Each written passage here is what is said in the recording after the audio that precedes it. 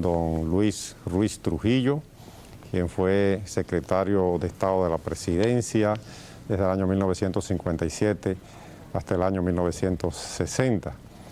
Aquí precisamente al lado nuestro tenemos una fotografía donde aparece don Luis Ruiz Trujillo con el gabinete que fue juramentado el 16 de agosto del año 1957, ¿verdad, don Luis? Sí, correcto.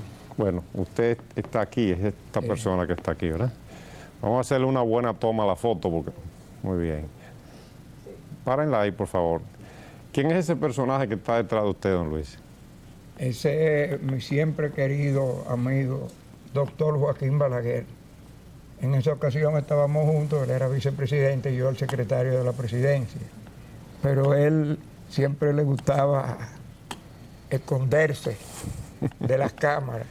Y aún esa fotografía donde él debió haber figurado al lado del presidente mientras tomaba el juramento, no quiso por nada y se colocó detrás de mí. Siendo un poquito más bajito que yo, pues casi no se ve.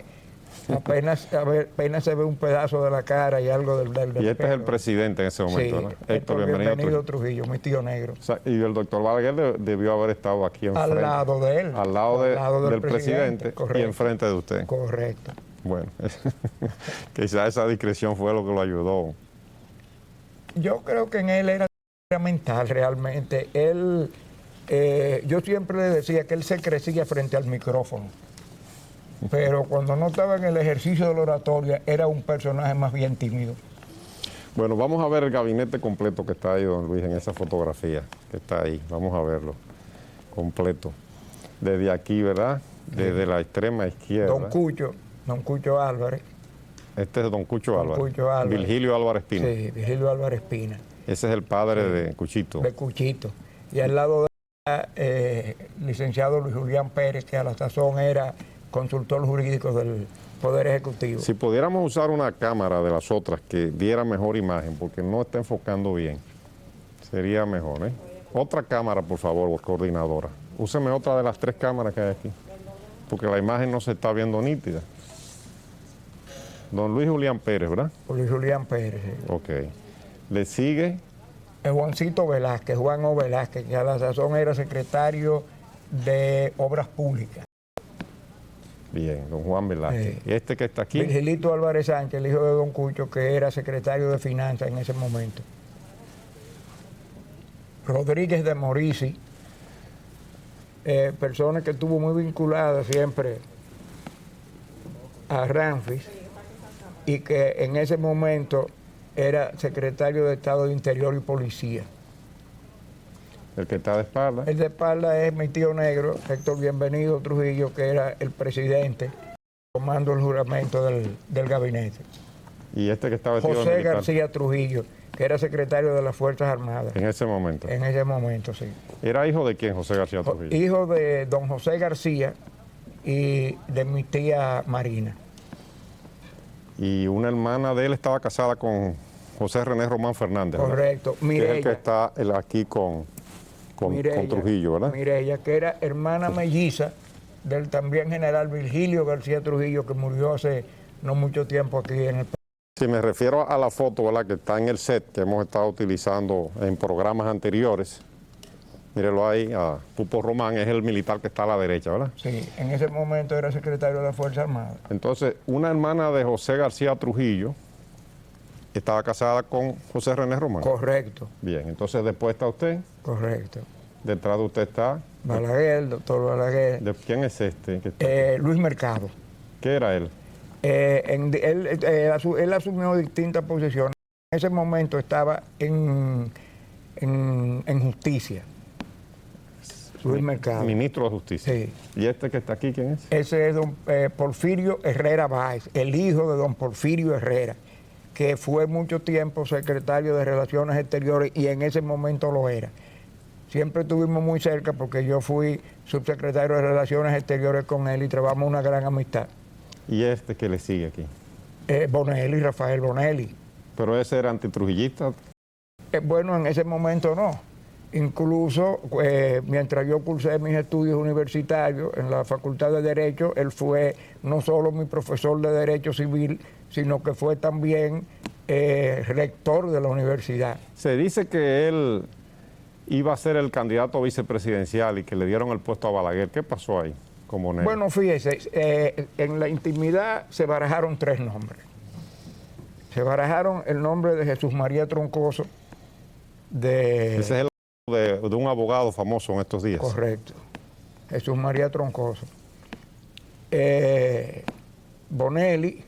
Bonelli, ¿qué es eso? Sí, y Balaguer. Y la gente ha hecho muchísimas conjeturas. Se dice que Balaguer le dijo a Trujillo que el mejor candidato era Bonelli porque tenía mucha gente en el Cibao. Y que Trujillo se puso chivo y por eso lo... Eso es verdad. No, eso no es verdad. Eso no es verdad. Eso es una fábula. Es una fábula. Se barajaron los 3 nombres, pero desde el principio Trujillo estuvo más inclinado hacia Balaguer. Aquí hay datos que hay muchas personas que desconocen, entre ellos, cuando Trujillo subió a la presidencia, que fue a vivir al recinto presidencial construido por los norteamericanos en la ocupación del 16, que es donde se encuentra hoy en día el Palacio Nacional. Balaguer vivió en la casa de Trujillo, vivió en la casa, estando Trujillo casado con Bienvenida. ¿Por qué vivió ahí, Balaguer? Porque Trujillo lo estimaba mucho y encima de eso él tenía una relación de parentesco muy cercana con Bienvenida. Así Balaguer era Ricardo. Ricardo. Y Bienvenida era apellido Ricardo. Y era la segunda esposa de Trujillo, ¿verdad? La segunda esposa. Y él siempre tuvo una deferencia muy especial por el doctor Balaguer, siempre la tuvo, y un gran respeto por él, eso es verdad. Entonces realmente no tuvo que ver nada con eso. No, se barajaron los nombres porque, por ejemplo, Pipí Troncoso, que era el padre de Jesús María, había sido presidente, era un hombre notable, y él barajó entre esas personas, conversaba con todo el mundo, cerciorándose cuál podía ser el mejor de los 3 como que para llevarlo a la candidatura, pero él mismo decidió que debía ser Balaguer. Él siempre distinguió mucho a Balaguer. ¿Usted como secretario de la presidencia participó en esas conversaciones? Sí, no. ¿Y las oyó hablar de ese tema? Sí, claro, porque, por ejemplo, nosotros nos reunimos casi todas las noches en casa de mi abuela, donde él iba antes de hacer su caminata en la avenida. Y allí, en plan ya más bien de intimidad familiar, conversábamos todas esas cosas que él la traía de la política a la intimidad de la familia y lo conversábamos y lo discutíamos.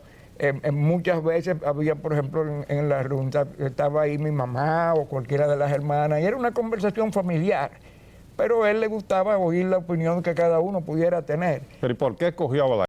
¿Por qué dijo Trujillo que Balaguer debía ser el vicepresidente y fue su sustituto? Como le digo, él siempre tuvo, además de afecto personal, tuvo un gran respeto por él. Y en los últimos años, porque la gente dice, Balaguer fue el principal funcionario del régimen de Trujillo. Balaguer era muy joven cuando Trujillo sube al poder en el 30. Balaguer estuvo como primer secretario de la embajada en Madrid, primer secretario en la embajada de México, después llega a ser embajador. O sea, la verdadera prominencia de Balaguer comienza después del 54, que Trujillo lo lleva ya a Relaciones Exteriores. Pero antes había sido secretario de Educación. La primera vez. Pero después volvió a ser, en la segunda ocasión que él fue secretario, yo fui subsecretario con él. Y de ahí... ¿De Educación? De Educación. Y de ahí nos fuimos los dos para Relaciones Exteriores. Él como canciller y yo como subsecretario de Relaciones Exteriores. Y de ese momento en adelante, hasta la muerte de Trujillo, quien manejó la política exterior del gobierno fue el doctor Joaquín Balaguer. Dígame qué decía Trujillo de Balaguer, algunas frases que usted escuchara alguna vez que dijera a Trujillo, su tío, don Luis de Balaguer. Él reconocía que Balaguer era un gran orador y le gustaba hablar de la oratoria de Balaguer. Pero en una ocasión me pasó una cosa muy simpática. Él me dice, llámame al principal orador del régimen, que yo quiero hablar con él. Me extrañó porque el doctor Balaguer estaba en el palacio. Y cuando yo le traje a Balaguer, digo, doctor, el generalísimo quiere hablar con usted un momento. Y fuimos los dos a su despacho. Conversó con él. Y después que Balaguer se fue, él fue a mi despacho y me dijo, mira, ¿Tú sabes quién es el principal orador del gobierno? ¿Tú no sabes quién es? Yo tenía entendido que era el doctor Balaguer. Me dice, no, don Porfirio el Viejo, porque él le decía al Porfirito. Al padre de Porfirio. De este señor que está aquí, ¿verdad? Sí, y es uno era el canciller. Del canciller. Y quiero que sepa Este era Porfirio Hijo, ¿verdad? Porfirio Herrera Báez. Porfirio Herrera Báez. Sí. ¿Y el papá cómo se llamaba? Por don Porfirio Herrera. Era el famoso Porfirio Herrera. Hay una calle de Santo Domingo que se llama así. Sí, correcto. Un eminente abogado, ¿verdad? Sí, sí. No, y un hombre además de su inteligencia y su gran preparación, era un hombre de un temperamento y un carácter terrible. Era un hombre, Trujillo lo quería mucho, lo respetaba mucho. Y cuando él me decía, siendo yo secretario de la presidencia, él me decía, llama a Porfirio y dímele tal y tal cosa. Y cuando yo iba a salir me decía, fíjate bien, con mucho respeto de parte tuya y mío también, porque don Porfirio muchas veces me llamaba cuando él le mandaba algo al Congreso, que don Porfirio no estaba muy de acuerdo. Don Porfirio me decía, Luisito, qué muchacho que ha dado brega este de San Cristóbal, porque don Porfirio era más que él también, y él lo respetaba y lo quería. Bueno, don Luis, ¿cómo de ese grupo que aparece en esa fotografía que hemos estado mostrando, donde está usted, ¿verdad? Usted que está aquí, vamos a tomarla bien. Usted que está aquí, Balaguer ahí, ¿cómo de ese grupo, verdad? Que usted dice que Balaguer y Bonelli son dos de los candidatos. ¿Cómo es que finalmente sale Balaguer y no Bonelli? Porque incluso se dice que eso causó la enemistad final y definitiva, que parece que venía de viejo entre Bonelli y Balaguer. Inclusive Bonelli preside el Consejo de Estado en el año 62 y saca a Balaguer del país. Correcto. Lo expulsa. Correcto. Después había un odio casi a muerte entre ellos. Esas son las cosas de la política, porque antes de eso habían sido muy buenos amigos. Pero la política tiene esos vaivenes y ambos. Ahora, mira, Balaguer escondidito, es el vicepresidente y está escondido, parece un mozo. Sí, porque él siempre fue así. Y Bonelli, sin embargo, que era un ministro ahí. Sí, bueno, Bonelli era un hombre de un temperamento completamente distinto a Balaguer. Bonelli le gustaba presentarse, hacer fachada, hacía, no te voy a decir alarde, sino muestras de su preparación intelectual, pero lo contrario a Balaguer. Balaguer, como le digo, yo le decía, se crece frente al micrófono, porque usted lo veía, por ejemplo, en su despacho y no pensaba que era el mismo hombre. Él siempre fue así, una persona tímida, hablar muy pausado. Bueno, es bueno decir que estamos en vivo con don Luis Ruiz Trujillo, sobrino del generalísimo Rafael Leonidas Trujillo Molina. Y decimos que estamos en vivo porque vamos a hablar de un tema que salió en el periódico Hoy de hoy, en un momentito, de un artículo del doctor Wilfredo Mejía Alvarado sobre Marrero Aristi, uno de los grandes personajes de la época, gran intelectual, autor de 3 tomos sobre historia dominicana, varios libros, y una novela que en la secundaria de la República Dominicana, la tenemos por aquí un ejemplar, es uno de los textos que se utiliza. Me imagino que algunos de los amables televidentes la conocen, Over de Marrero Aristi. Vamos a continuar el programa en un momentito, vamos a escuchar ahora unas palabras del generalísimo para que la gente recuerde cómo era su voz. La estamos preparando por ahí. Usted sabe que por aquí pasamos también la proclama de Enrique Jiménez Moya, la de Juan de Dios Ventura Simón. Es decir, aquí han estado los antitrujillistas también, don Luis. Sí, porque este programa es abierto a todos. Sí. Para que no protesten algunos ex-trujillistas que ahora son antitrujillistas. Usted ha visitado mi casa, usted ha visto la gente que se reúnen en mi casa, compañeros de estudio, por ejemplo. Recuerdo que Salomón San, el pobre, para descanse, se rió mucho, porque estábamos en mi casa y estaba ya Emilio Cordero. Y yo nos criamos juntos, vivíamos en una esquina y siempre nos hemos querido mucho. Y Emilio me dijo, estábamos hablando de su papá, de don Pilindo Cordero, y Emilio me dijo en ese momento, lo único que yo no le perdono a mi papá es que fuera trujillista. Y yo le dije, Emilio, y yo lo quería tanto a él y como consecuencia a ti porque era trujillista, y estamos los dos juntos en mi casa. Porque ya pretender mantener esos odios despiertos, eso ya no... Bueno, pero el mismo Emilio fue diplomático del gobierno dominicano en esa época y estuvo destacado fuera del país. Después, bueno... Sí, pero él nunca fue, se puede decir, allegado. Él perteneció a la Juventud Democrática. Sí, él, amigo personal mío, en ese momento y hoy también. Y fuimos compañeros de estudio en el Colegio Luis Muñoz Rivera, muchachitos los dos hasta el 8º curso. Y luego cuando yo regresé allá hecho bachiller de Nueva York, hicimos la profesión de abogado juntos también, de la promoción del 52. Sí, sí. Bueno, pues vamos a continuar en un momentito, escuchar al jefe y después seguimos con el programa. Y ahora el momento tan esperado por todos, el discurso de su excelencia el generalísimo doctor Rafael Leonidas Trujillo Molina, benefactor de la patria y padre de la patria nueva, en su nombre y del excelentísimo señor presidente de la República, generalísimo Héctor Bienvenido Trujillo Molina. Y ya con ustedes, señoras y señores, el ilustre líder de todos los dominicanos. Señor presidente de la Suprema Corte de Justicia,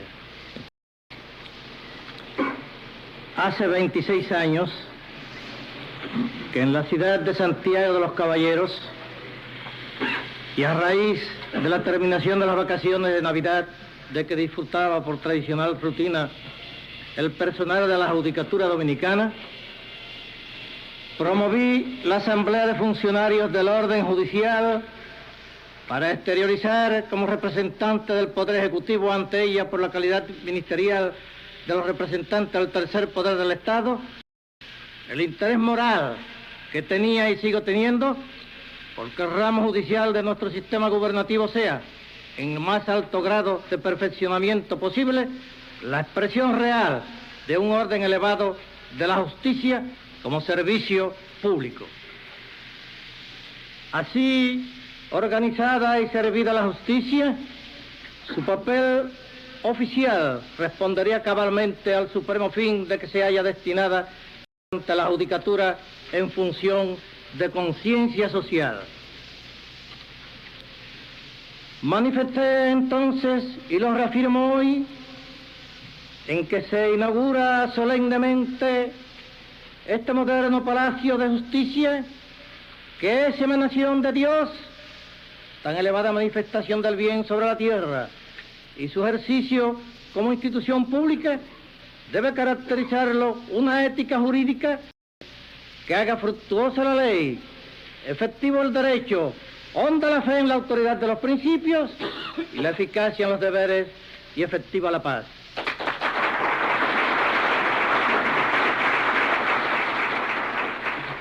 Ese ejemplo de verdadera justicia dado por una nación, además del bien social que ella produce, lo daría también a otras naciones necesitadas de transformarse dentro de un estado similar de vida que no puede adquirirse por ningún otro medio que no sea esa fuerza moral de precedencia divina.